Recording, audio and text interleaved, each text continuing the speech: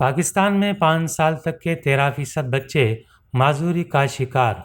پاکستان میں غذائی قلت اور اس کے اثرات پر قومی سروے کی رپورٹ سامنے آ گئی۔ اس رپورٹ میں انکشاف کیا گیا ہے کہ ملک میں 2 سے 5 برس کے 13% بچے کسی نہ کسی طرح عملی معذوری فنکشنل ڈسیبلٹی کا شکار ہیں۔ یہ معذوری ذہنی یا جسمانی ہو سکتی ہے اور اس کی شدت کے کئی درجے ہو سکتے ہیں۔ رپورٹ میں کہا گیا ہے کہ بلوغت کی جانب بڑھتی ہوئی ہر 8 میں سے ایک اور اسی عمر کے ہر 5 میں سے ایک لڑکے کو غذائی قلت اور وزن میں کمی لاحق ہے۔ پاکستان میں بلوغت کی جانب بڑھنے والی نصف بچیوں میں بھی خون کی کمی ہے، جبکہ تولیدی عمر تک پہنچنے والی خواتین میں غذائی قلت کا بوجھ بھی ایک بڑا سوالیہ نشان ہے۔ پاکستان میں ماں بننے کی عمر میں موجود 14% خواتین میں غذائی قلت ہے، جو سال 2011 کے نیشنل نیوٹریشن سروے NNS کے مطابق 18% تھی۔ اس طرح 7 برس بعد 4% بہتر ہوئی۔ تاہم اندھا دھند کھانے سے موٹاپے اور زائد وزن کی جو شرح 2011 میں 28% تھی، اب وہ 38% تک پہنچ چکی ہے۔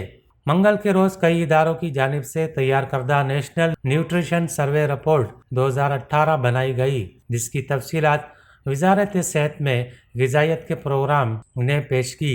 NNS 18 کے مطابق 5 سال کی عمر کے ہر 10 میں سے 4 بچے اپنے قد سے چھوٹے رہ گئے ہیں۔ تاہم 2011 کے مقابلے میں اس میں 4% کمی آئی ہے۔ اسی طرح 5 سال کی عمر کے ہر 10 میں سے 2 بچے اعضاء کے ضیاع یعنی ویسٹنگ کے شکار ہیں، یعنی ان بچوں کے بعض عضو یعنی ہاتھ پیر وغیرہ ٹھیک سے نمو پذیر نہیں ہو پاتے۔ اس موقع پر وزیر اعظم کے معاون خصوصی نے کہا کہ حکومت ملک سے غذائی قلت کم کرنے کی بھرپور کوشش کر رہی ہے، اس لیے منصوبہ بندی میں عوامی غذائی قلت کو شامل کیا گیا ہے۔ وزیر اعظم کی ہدایت پر وزارت صحت کئی اداروں کے درمیان تعاون اور پالیسی پر کام کر رہی ہے تاکہ ملک میں غذائی مسئلے کو حل کیا جا سکے۔ اس ضمن میں تکنیکی بنیادوں پر غذائی مشاورتی گروپ بھی بنایا گیا ہے۔